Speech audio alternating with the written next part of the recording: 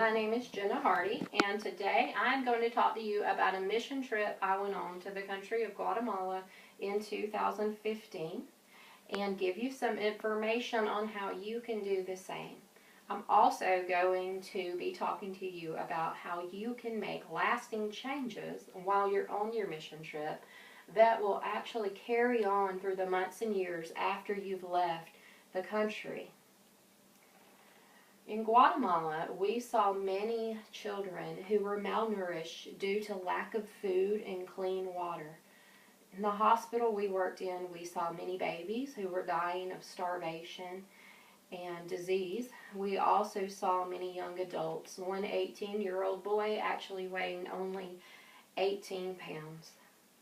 The organization we went with was called Hope of Life International, and they actually rescue these babies and children out of the mountains and bring them to the hospital to restore them back to health. There are 16.3 million people in Guatemala, and at 49.8%, that is a stunted growth rate.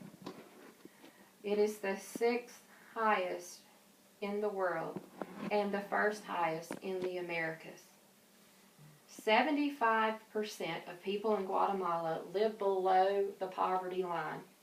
They're mostly made of indigenous people, women, and children. It is hard for a woman with children to seek food and clean water because she's taking care of her children, and it's hard for her to go out and find those.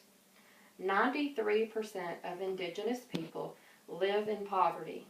91% of those live in extreme poverty.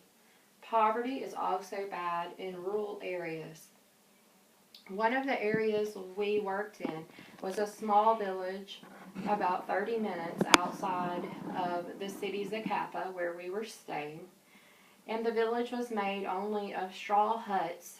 They bathed the babies in dirty water, and they cooked with dirty water. They had no electricity. They had no way of getting their basic needs met. So one of the things we wanted to do was ask them, what could we do for you that would carry on even after we had left? And of course, food was at the top of their list because the only time they were fed was once a week when a sponsorship truck came in and gave them food. In order to give them a food source that would last them after we left, we knew that we had to come up with an idea that would be something that could reproduce. So what we did was we came up with the idea to make chicken coops, and we went to a local hardware store and we bought chicken wire, and we went back and we built a coop at each hut, and then we also bought chickens, and we gave each hut 2 chickens apiece.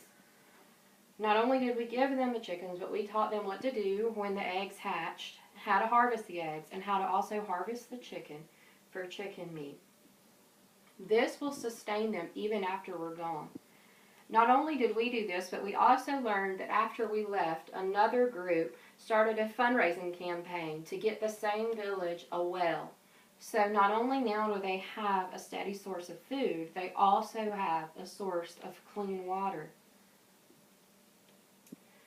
The key in going on a mission trip and making it worth your while is that you need to focus on long-term solutions and not temporary solutions.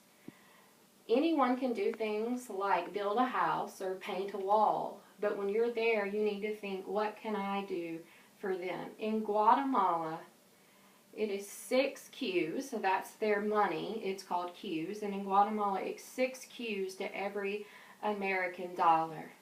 And the average Guatemalan only brings home 8 cues a day. So where it only cost us 200 American dollars to build the chicken coops for every home, it would have cost them well over $1,000. And at a rate of 8 cues a day, they would never have been able to pay for that. So what I urge you to do is to really think about ways that you can go to the country of your choosing. I urge you to go to Guatemala because it is such a poor and poverty-ridden country. And what you can do for that country, like build a chicken coop or build a well, that will have lasting effects. I do also plan to go back to Guatemala this June of 2017 and hope to be able to help the same village or another village and sustain them also long after we're gone.